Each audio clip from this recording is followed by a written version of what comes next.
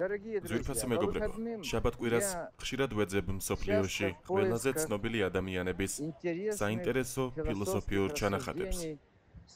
სხვადასხვა ფილოსოფია, მაგრამ დარწმუნებული ვარ ის თქვენ ცხოვრებაში გამოგადგებათ. ერთ-ერთი ავტორი დაეხმარება, სხვას მეორე. მაგრამ თითოეული მათგანი დიდი ადამიანია და ისინი არ უნდა დარჩნენ ყურადღებოდ, რადგან ეს ნამდვილად ღმერთისგან არის. წარმოიდგინეთ ერთი წამით, რომ თქვენ თავს გესხმიან, არა ფიზიკურად, არამედ სიტყვებით, კრიტიკით ან ბრალდებებით. ცდილობენ თქვენს დესტაბილიზაციას. რა იქნება თქვენი პირველი ინსტინქტი? თავდაცვა. თავის მართლება, იმის დამტკიცება, რომ თქვენზე არასწორად ფიქრობენ. ხოლო რა მოხდება თუ გეტყვით, რომ ეს რეაქცია ისეთი ბუნებრივია უმრავლესობისთვის? შეიძლება ყველაზე დიდი ხაფანგი იყოს, როდესაც საქმე ძალაუფლებისა და კონტროლის შენარჩუნებას ეხება. ნიკოლო მაკიაველი, რენესანსის ეპოქის პოლიტიკური სტრატეგიის ოსტატი, წიგნ მთავარის ავტორი. ამ საკითხზე კონსტიტუციურ შეხედულებას იზიარებდა. არასოდეს დაიცვათ თავი. მისთვის თავდაცვა ნიშნავს ტერიტორიის დათმობას, იმის აღიარებას, რომ ზღვის აზრს თქვენთვის ძალა აქვს. ბზარის გაჩენას, რომლის მეშვეობითაც მტრები ან თუნდაც მეგობრები უპირატესობას მიიღებენ. ვინც თავს იცავს, ის აჩვენებს, რომ შიშის საფუძველი აქვს. ამბობდა იგი, რითაც მიანიშნებდა, რომ ნამდვილი ძალა მდგომარეობს უნარში, დარჩე მიუკერძოებელი და მშვიდი. არ მისცე პროვოკაციებსა და ზღვის შეფასებებს ბალანსი დაგაკარგინოს. დღეს ჩვენ განვიხილავთ ძალაუფლების ამ ტაქტიკას, ხრიკს, რომელსაც მაკიაველი იყენებდა იმისთვის, რომ ესწავლებინა ავტორიტეტის შენარჩუნება ყველაზე რთულ სიტუაციებშიც კი. საუბარი არ არის პასიურობაზე ან შიშზე, არამედ გონივრულ თამაშზე გავლენისთვის, თავდაცვის ინსტინქტის გარდაქმნასა და დომინირების იარაღზე. წარმოიდგინეთ თქვენი ცხოვრება როგორც სტრატეგიული ბრძოლის ველი, სადაც ყოველი სიტყვა, ყოველი რეაქცია, ეს არის სვლა, რომელმაც შეიძლება ან გაგაძლიეროთ, ან დაგასუსტოთ. რამდენჯერ დაგიჭერიათ თავი იმაში, რომ ზედმეტად ბევრს ხსნით, ცდილობთ ვინმეს დააჯეროთ თქვენს სიმართლეში მხოლოდ იმისათვის, რომ საბოლოოდ იგრძნოთ, სიტუაციაზე კონტროლი დაკარგეთ. ხოლო რა მოხდება თუ ამის ნაცვლად ისწავლით დუმილს, მისცემთ სხვებს საშუალებას თავად დაიღალონ, სანამ თქვენ ხელშეუხებელი დარჩებით. მაკიაველი გვასწავლის, რომ ძალა რეაქციაში კი არა, არამედ იმაშია, თუ როგორ აღგიქვამენ სხვები. იმაში, რომ არასოდეს მისცე მათი სიამოვნება, რომ დაგინახონ თავდაცვაში. ეს გზა არ იქნება კონფლიქტების თავიდანაცილების შესახებ, არამედ იმის შესახებ, თუ როგორ უნდა მოუგო მათ ისეთი ხერხით, რომელიც ცოტას თუ ესმის. ბრძოლით არა, გამართლებებით არა, არამედ უბრალოდ არსებობით. მოემზადეთ მოისმინოთ მაკიაველის ერთ-ერთი ყველაზე ფაქიზი და ძლიერი ხრიკი. პრინციპში, რომელმაც შეიძლება შეცვალოს თქვენი დამოკიდებულება კრიტიკის, დაპირისპირების და თუნდაც მთელი გარე სამყაროს მიმართ. მზად ხართ, რომ უარი თქვათ თავდაცვის იმპულსზე და მის ნაცვლად ააგოთ თავდაჯერებულობისა და სტრატეგიის სიმაგრე, რომელსაც ვერავინ შეარყევს. მოდით ერთად ავხსნათ, თუ როგორ შეიძლება არასოდეს არ დაიცვა თავი, გახდეს ბატონობის გასაღები ნებისმიერ სიტუაციაში. მივყვეთ ერთ-ერთი უდიდესი სტრატეგიის გამჭრიახ გონებას. რატომ არის თავდაცვა სისუსტის ნიშანი? ახლა როცა გავიგეთ მაკიაველის ძალაუფლების ხრიკის არსი, მოდით განვიხილოთ პირველი მიზეზი, თუ რატომ არის არასოდეს არ დაიცვა თავი ასეთი ძლიერი სტრატეგია. მაკიაველი ადამიანის ბუნების შესახებ თავის ცივ და პრაგმატულ ანალიზში აღნიშნავდა, როდესაც თქვენ საკუთარ თავს სამართლებთ ან კრიტიკას იგერიებთ, ავტომატურად თავს უფრო დაბალ პოზიციაზე აყენებთ. ვინც თავს იცავს, უკვე ნახევარი ბრძოლა წაგებული აქვს, ამბობდა იგი, რადგან თავისი ქმედებებისა თუ განზრახვების ახსნით, თქვენ სხვებს აძლევთ ძალაუფლებას განგსაჯონ თქვენ და გაგასამართლონ.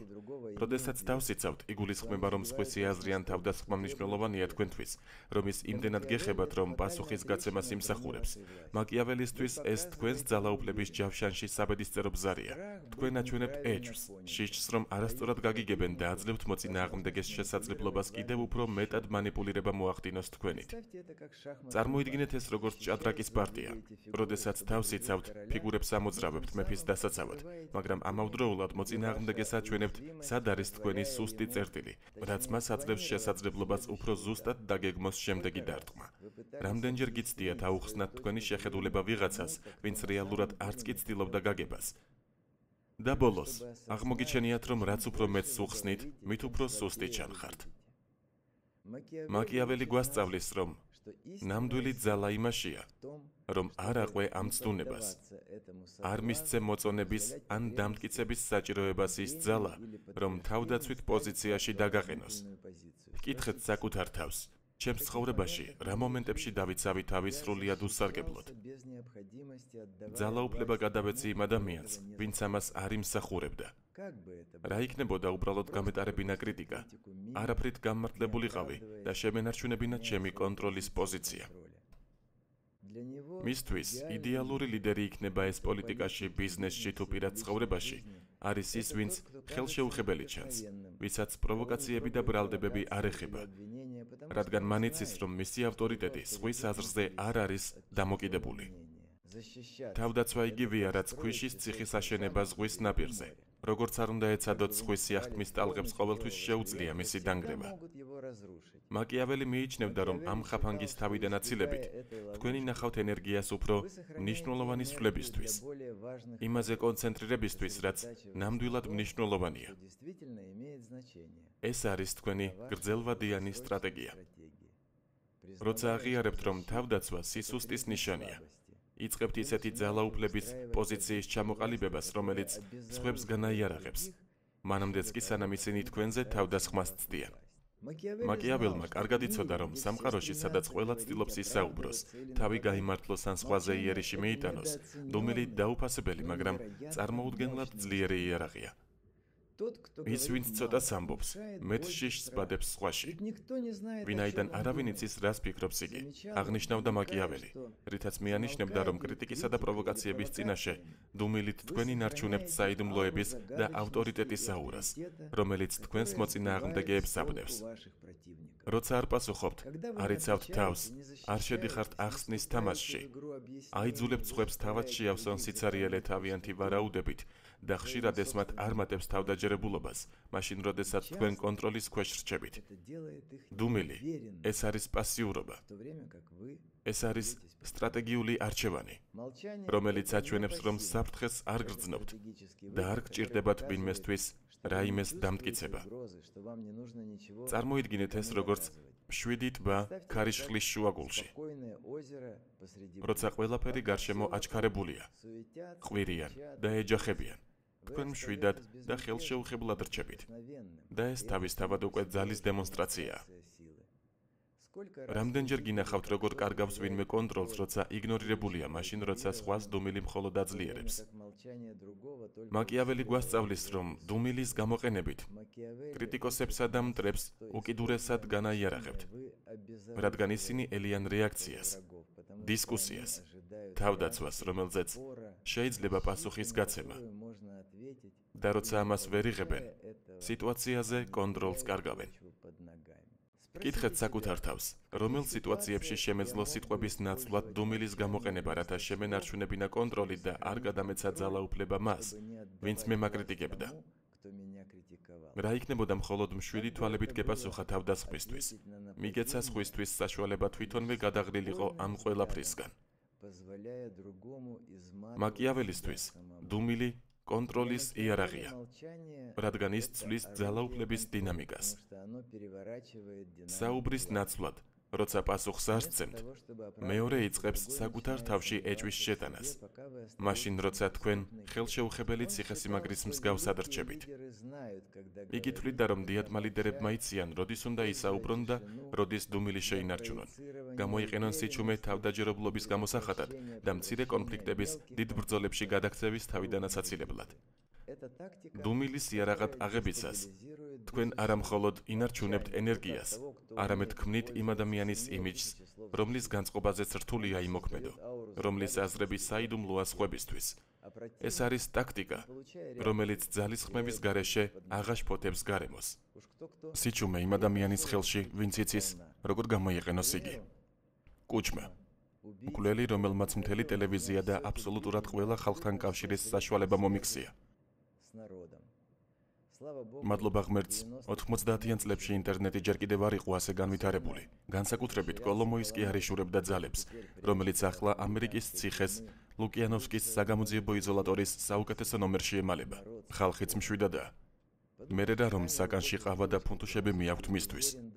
დარწმუნებული ვარ ხელისუფლებასთანაც სპეცკავშირი აქვს. არავინ არ უშლის ხელს და ქურდობას აგრძელებს. ყველაფერი რაც მოიპარა, ისევ მის ხელშია.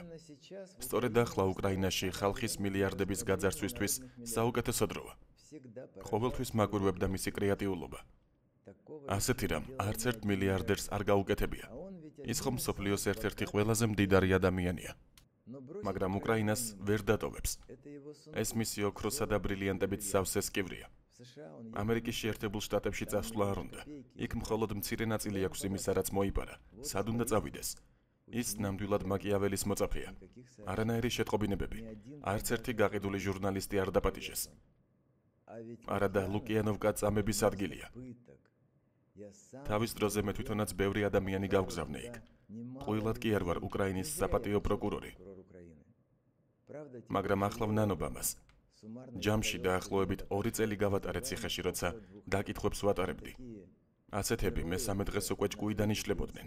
თითქმის ყველა წამალს იკეთებდა. წამების ადგილი. ასეთ განსაზღვრებას აძლევს მას ევროპის კავშირი. ტიმოშენკოს კითხეთ, რომელიც ნამდვილად იყო იქ. ევროპელები ჩაის დასალევად თუ მივიდოდნენ იქ. ბენია ალბათ უფროსს გაგზავნიდა.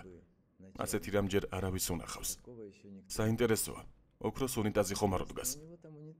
ან რა ნახატები აქვს კედლებზე. ვინ წავა შესამოწმებლად. მას ხომ დაცვა ყავს. რას არაჩვენებდა ბენია ჩემზე? ერთ გადაცემაში ვიღაც იდიოტი გამოიყვანეს, რომელმაც განაცხადა, თითქოს ადამიანი მოვკალი და შევჯამე. ეს ადრეც მოვყევი.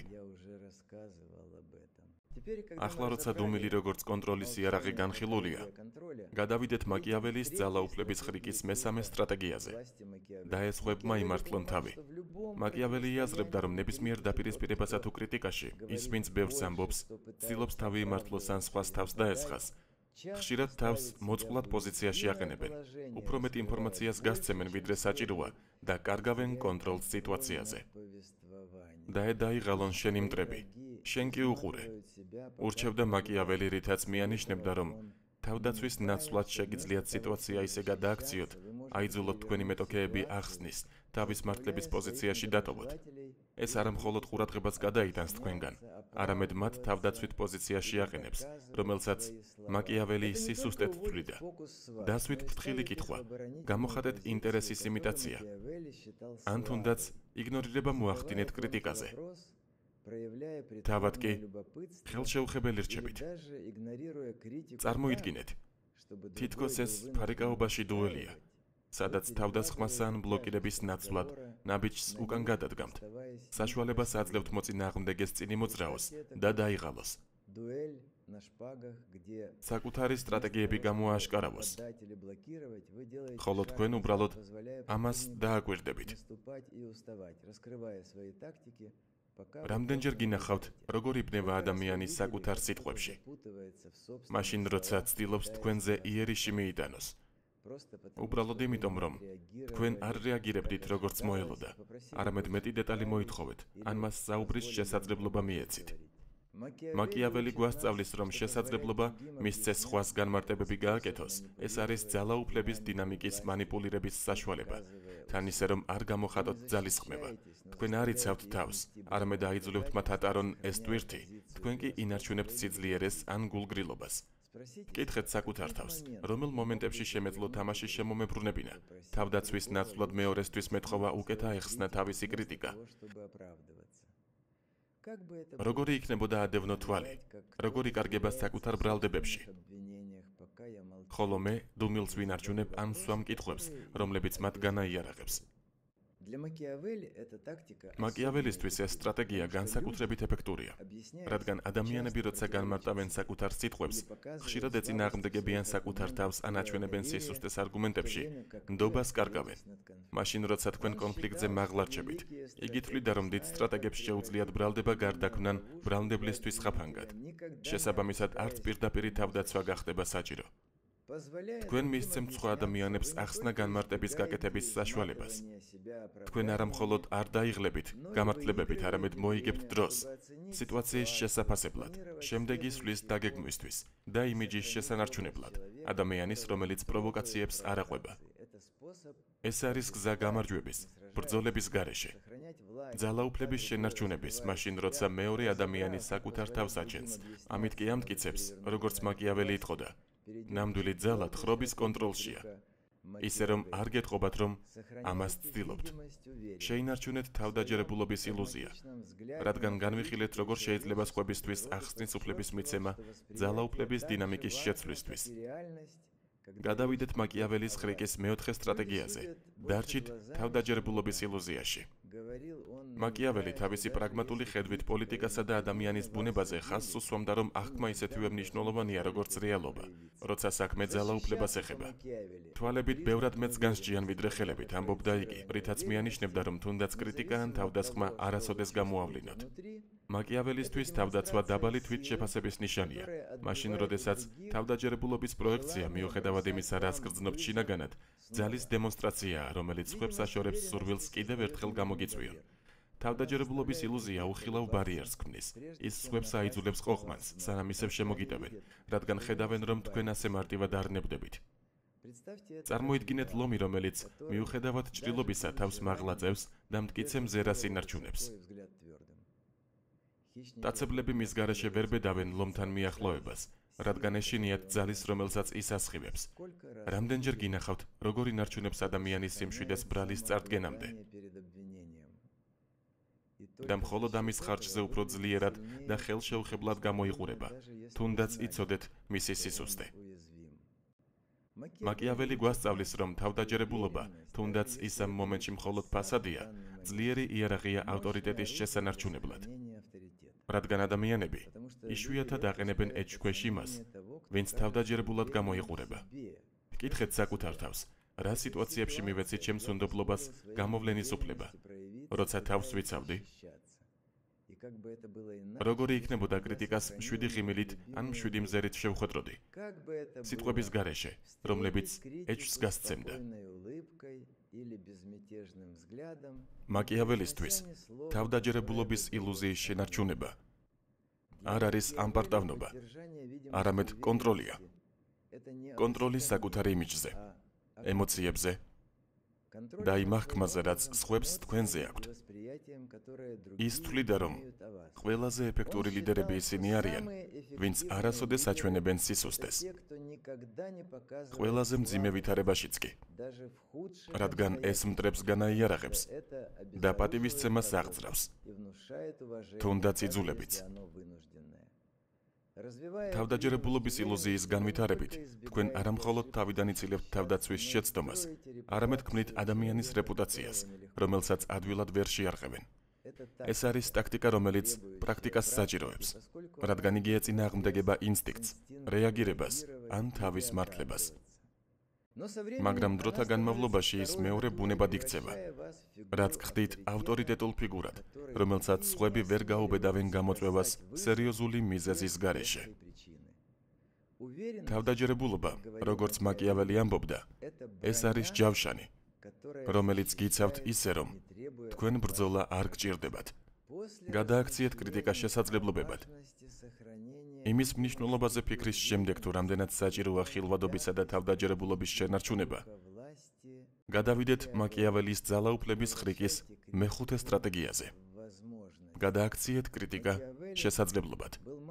მაკიაველი ოსტატი იყო ყველაზე არასასურველი სიტუაციების საკუთარი თავის სასარგებლოდ შემოტრიალებაში.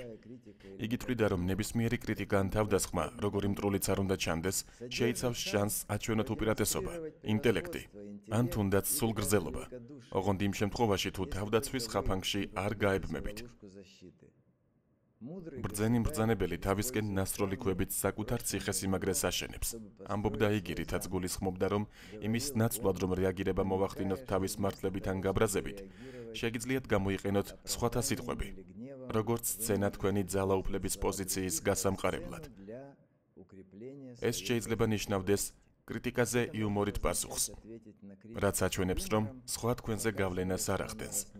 ან ბრალდებების გამოყენებას იმისთვის, რომ გაუსვათ ხაზი თქვენს ღირსებებს, ისე რომ დამცველის პოზიციაში არ გამოჩნდეთ. წარმოიდგინეთ ალქიმიკოსი, რომელიც ტყვიას ოქროდ აქცევს. ის, რაც თავდასხმად ჩანს, შეიძლება პირადი ტრიუმფის მომენტად იქცეს. თუ იცით, როგორ გაუმკლავდეთ ამას? რამდენჯერ გინახავთ, როგორ აქცევს ვინმე კრიტიკას ირიბ კომპლიმენტად საკუთარ თავზე, ან იყენებს ბრალდებას, რომ საუბარი თავის სასარგებლოდ შემოიბრუნოს, ისე რომ ეს თავდაცვად არ გამოჩნდეს. მაკიაველი გვასწავლის, რომ კრიტიკის შესაძლებლობებად გადაქცევით თქვენ არამხოლოდ ნეიტრალურს ხდით თავდასხმის ზემოქმედებას, არამედ იძენთ აღბრთოვანებას, ან სულ ცოტა პატივისცემას, მათგან ვინც გაკვირდებათ, რადგან ავლენთ კონტროლს და ემოციურ ინტელექტს. ვკითხეთ საკუთარ თავს. რა მომენტში შემეძლო კრიტიკის გამოყენება როგორც შანსის, ჩემი ძალის ან სიბრძნის საჩვენებლად, თავდაცვის ნაცვლად? როგორი იქნებოდა თავდასხმაზე პასუხი?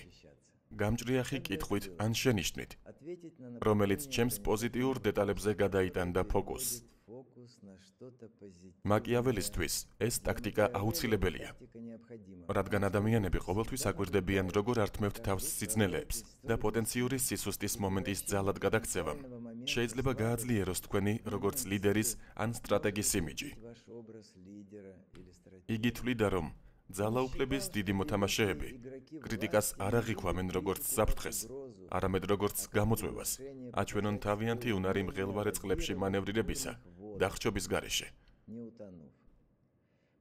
ამ მიდგომის მიღებით, თქვენ წყვეთ თავდასხმების შიშს და იწყებთ მათში საფეხურების დანახვას, უფრო მაღლა ასვლისთვის. ინარჩუნებთ კონტროლს ნარატივზე, ისე რომ პირდაპირ თავდაცვაზე არ გადადიხართ. ეს არის გამარჯვების გზა, რომელიც ცოტამ თუ აითვისა. მაგრამ იმ ადამიანის ხელში, ვისაც ეს მაკიაველივით ესმის, ნებისმიერი კრიტიკა გარდაიქმნება ინსტრუმენტად, თქვენი ძალაუფლების პოზიციის ასაშენებლად და არა დასანგრევად. გავიხსენოთ, როგორ უნდა გადავაქციოთ კრიტიკას შესაძლებლობებად და გადავიდეთ მაკიაველის ძალაუფლების ხრიკის მეექვსე სტრატეგიაზე. მოერიდეთ ემოციური რეაგირების იმპულსს. მაკიაველმა თავისი გონივრული ხედვით ადამიანურ ბუნებაზე იცოდა, რომ ემოციები ნებისმიერი სტრატეგის ყველაზე დიდი სისუსტეა, განსაკუთრებით მაშინ, როცა საუბარია ძალაუფლების შენარჩუნებაზე. ვისაც კონტროლი თავიდან საკუთარ თავზე დაუკარგავს, ბრძოლას უკვე წააგებს, აფრთხილებდა იგი.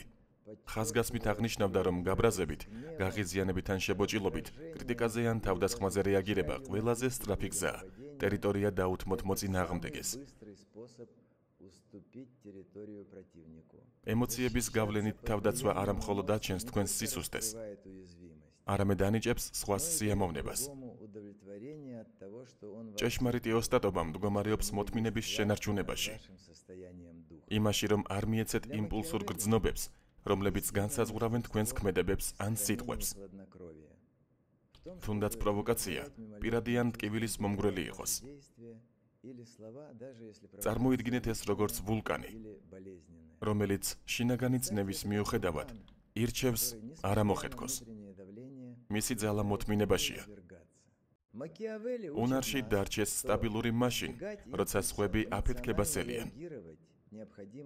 რამდენჯერ იმპულსურად გიპასუხიათ კრიტიკაზე მხოლოდ იმიტომ, რომ შემდეგ გენანათ, როცა გააცნობიერეთ, რომ ემოციებმა გაგხადათ სუსტი ან უკონტროლო. მაკიაველი გვასწავლის, რომ ემოციური იმპულსით რეაგირებისგან თავის არიდება აუცილებელია ავტორიტეტის შესანარჩუნებლად, რადგან ეს აჩვენებს, რომ თქვენ პროვოკაციებზე მაღლად გახართ, რომ თქვენი შინაგანი წონასწორობა ვერ ირღვევა სხვისი სიტყვებითა თუ ქმედებებით. ვკითხეთ საკუთარ თავს, რა სიტუაციებში მივეცი ემოციებს უფლება, უსარგებლო თავდაცვამდე მივეყვანე და როგორ იქნებოდა ეს სხვაგვარად, ღრმად რომ მესუნთქა და სიმშვიდე შემენარჩუნებინა, როგორი იქნებოდა თავდასხმას უშფოთველის სახით შევხვედროდი.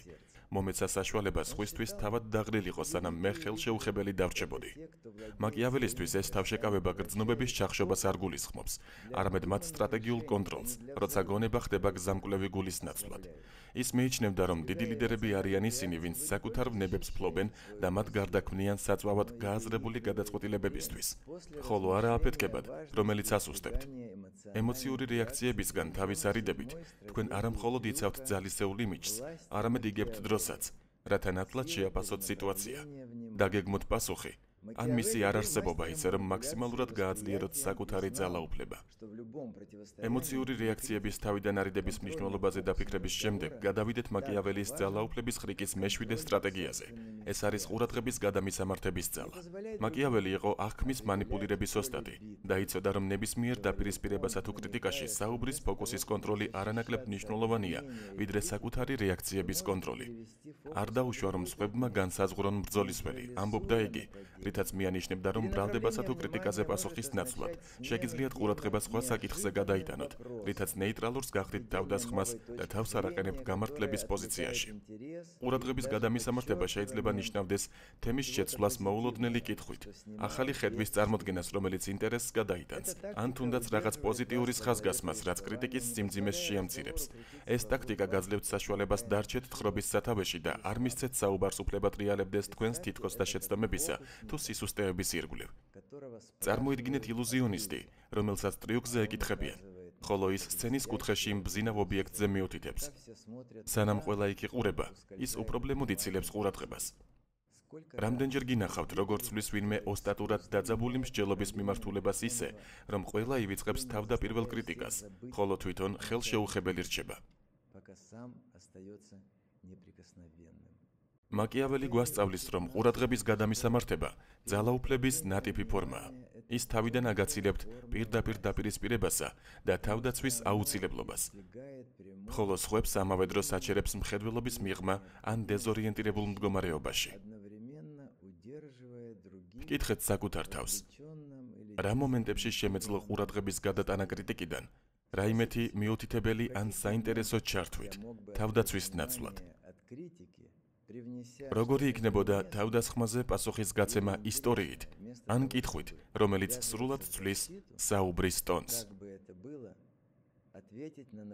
მაკიაველისთვის ეს სტრატეგია განსაკუთრებით ეფექტურია, რადგან ადამიანებს შეზღუდული შესაძლებლობა აქვთ კონცენტრაციაზე და ფოკუსის შეცვლით თქვენ იყენებთ ამ სისუსტეს, აიძულებთ თავდაპირველი კრიტიკა კარგავდეს ძალას ან ივიწყებოდეს. ის მიიჩნევდა, რომ დიდი სტრატეგები, როგორც თეატრის რეჟისორები, წყვეტენ სად მიიქციონ მაყურებლის ყურადღება. ფაქტია, რომ პროჟექტორები არასოდეს ანათებენ იმ ადგილას, რომელიც არ უნდა დაგვენახა.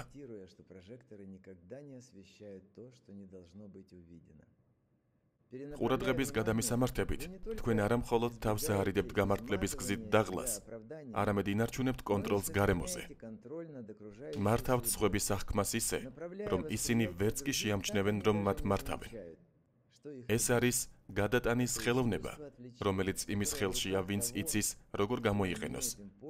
მაგალითად, მაკიაველი ნებისმიერ თავდასხმას გადააქცევს შესაძლებლობად, კვლავ დაადასტუროს საკუთარი დომინირება, ისე რომ პირდაპირი დაცვისთვის არ მოუმართავს. ყურადღების გადამისამართების ძალის განხილვის შემდეგ გადავიდეთ მაკიაველის ძალაუფლების ხრიკის მერვე სტრატეგიაზე. იცოდეთ, როდის არის იგნორირება საუკეთესო დაცვა. მაკიაველის თავისი სტრატეგიული ხედვით ცხოვრებისა და ძალაუფლებისადმი კარგად ესმოდა, რომ ყოველი თავდასხმა ან კრიტიკა პასუხის ღირსი არ არის და რომ ხშირად ყველაზე დიდი ძალის დემონსტრაცია სწორედ არ ჩართვაში მდგომარეობს. ნუ იბრძვი ჩრდილებთან, ისინი უსისხლოები არიან, ამბობდა ის, რითაც მიანიშნებდა, რომ უმნიშვნელო პროვოკაციებზე ან შინაარსის გარეშე კრიტიკაზე რეაგირება არის ენერგიის ფუჭი ხარჯვა და იმისთვის მნიშვნელობის მინიჭება, რაც ამას არ იმსახურებს. იგნორირება მაკიაველისთვის ლაჩრობა კი არა, გამიზნული არჩევანია. თქვენ წყვეტთ, რომელი ბრძოლა ღირს თქვენს დროდ და რომელი არის მხოლოდ ყურადღების გადამტანი.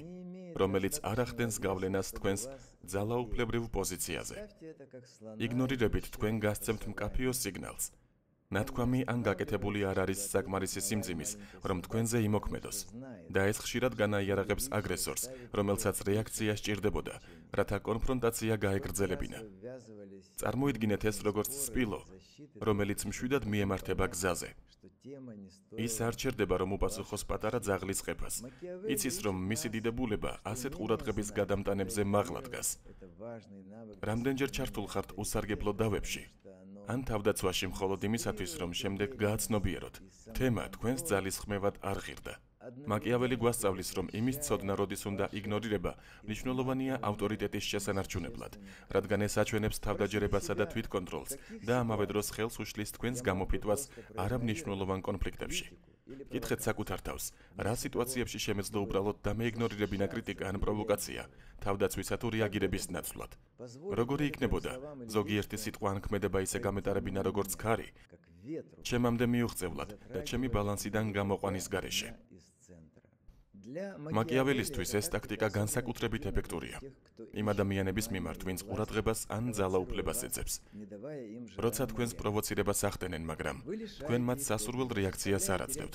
ამით თქვენ ართმევთ მათ საწვავს, აიძულებთ ძალა ან ნდობა დაკარგონ. ის მიიჩნევდა, რომ დიდ ლიდერებს შეუძლიათ განასხვავონ რეალური საფრთხეები, უბრალო ყურადღების გადამტანებისგან და კონცენტრირდნენ მხოლოდ იმაზე, რაც ნამდვილად ახდენს გავლენას მათ გრძელვადიან მიზნებზე. იგნორირება იმისა, რაც მნიშვნელოვანი არ არის, თქვენ არა მხოლოდ დაგაზოგინებთ ენერგიას, არამედ შეგიქმნით ისეთი ადამიანის იმიჯს, რომელიც წვრილმანებზე მაღლა დგას. ვისი სიმშვიდეც ციხესიმაგრეა, რომელიც ძალიან ცოტას შეუძლია დაარღვიოს. ეს არის დაცვის ფორმა, რომელიც დაცვად არ გამოიყურება. სტრატეგია, რომელიც, როგორც მაკიაველმა იცოდა, უმოქმედობას ძალაუფლების თამაშში ერთ-ერთ ყველაზე ძლიერ იარაღად აქცევს. სტრატეგიისა და ძალაუფლების შესახებ მოგზაურობის დამაგვირგვინებელ ნაწილში ვართ, მაგრამ სინამდვილეში ეს მხოლოდ ახალი გზის დასაწყისია. როგორ დავინახოთ და მოვიკვლიოთ გარშემომყოფი სამყარო? ნიკოლო მაკიაველის მძაფრი გონების ხელმძღვანელობით ჩვენ ვისწავლეთ ხრიკი, არასოდეს იცავდე თავს, როგორც კონტროლის უმაღლესი ტაქტიკა. ჩვენ გავიგეთ, რატომ არის თავდაცვა სისუსტის სიმბოლო. სიჩუმე როგორც კონტროლის იარაღი. სხვებისთვის საკუთარი აზრის გამოხატვის შესაძლებლობის მიცემა. თავდაჯერებულობის აღქმის შენარჩუნების მნიშვნელობა. როგორ ვაქციოთ კრიტიკას შესაძლებლობად, როგორ ავიცილოთ ემოციური რეაქციები, ყურადღების გადამისამართების ძალა და ბოლოს უნარი იცოდე, როდის არის იგნორირება, საუკეთესო დაცვა. მაკიაველმა გვასწავლა, რომ ძალაუფლება არა რეაქციაში, არამედ აღქმის კონტროლშია. ამ გაკვეთილების გამოყენებით თქვენ შეგიძლიათ შექმნათ ავტორიტეტის ციხესიმაგრე. ძალიან ცოტა ვინმეს შეეძლება მისი ხელყოფა. წარმოიდგინეთ ეს როგორც მძიმე იარაღებზე უარის თქმა, რომლებიც გიცავდნენ, მაგრამ თან გბოჭავდნენ. ახლა თქვენ მშვიდად მიდიხართ, ვინაიდან იცით, რომ თქვენი ძალა არ არის გამართლებაზე დამოკიდებული, არამედ სტრატეგიასა და თვითკონტროლზე. კითხეთ საკუთარ თავს ახლა, სად შემიძლია ჩემს ცხოვრებაში ამ ტაქტიკების გამოყენება, რათა კრიტიკასა და პროვოკაციებზე სტრატეგიის ცივი გონებით მაღლა დავდგე. როგორი იქნებოდა ყოველ ურთიერთობას ისე ვეპყრობოდე, როგორც ჭადრაკის თამაშს, სადაც ყოველი სვლა ან მისი არარსებობა გათვლილია ჩემი ძალაუფლების შენარჩუნებაზე. შეიძლება გააცნობიეროთ, რომ არასდროს იცავდე თავს, არ ნიშნავს კონფლიქტების თავიდან აცილებას, არამედ მათ მოგებას ისეთი გზით, რომელსაც ცოტათ უფლობს, ინტელექტითა და დეტალებზე ორიენტირებით. ამ გაკვეთილების განხილვისას მსურს მოგიწვიოთ კომენტარებში, გაგვიზიაროთ თქვენი გამოცდილება ან აზრები. გქონიათ შემთხვევა, როცა კრიტიკისა ან თავდასხმის მიუხედავად კონტროლი შეინარჩუნეთ გამართლების გარეშე, ან არის სიტუაცია, სადაც გინდოდათ ეს სტრატეგიები გამოიყენოთ. თქვენმა აზრებმა შეიძლება სხვა ადამიანები შთააგონოს სტრატეგიული დომინირების ძიებაში. და თუ ეს იდეები თქვენს შეგეხოთ, გამოგვიწერეთ, რათა მიიღოთ მეტი დოზა პრაქტიკული სიბრძნეებისა, მეტი მოწვევა ძალაუფლებისა და გავლენის ხელოვნების შესასწავლად. გახსოვდეთ, როგორ გვახსენებს მაკიაველი, რომ ჭეშმარიტი ძალა მდგომარეობს იმაში, როგორ აკონტროლებთ, როგორ აღგიქვამენ სხვები. არასდროს დათმოთ თქვენი პოზიცია უსარგებლო თავდაცვით. იარეთ თავდაჯერებით. თქვენი ბრძოლების ჭკვიანურად არჩევით და ყოველი დღე იყოს შესაძლებლობა თქვენი ავტორიტეტის შექმნაში.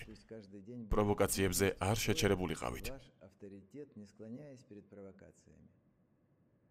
მომავალში მომდევნო განსჯის წინ დაიჭირეთ ხერხემალი გამართულად, გონება დაძაბეთ, დაირწმუნეთ, რომ თავდაცვის გარეშე ხელოვნების ათვისებით გახდებით ძალა, რომლისთვისაც ცოტას თუ ეყოფა გამბედაობა გამოწვევის დასაწყებად.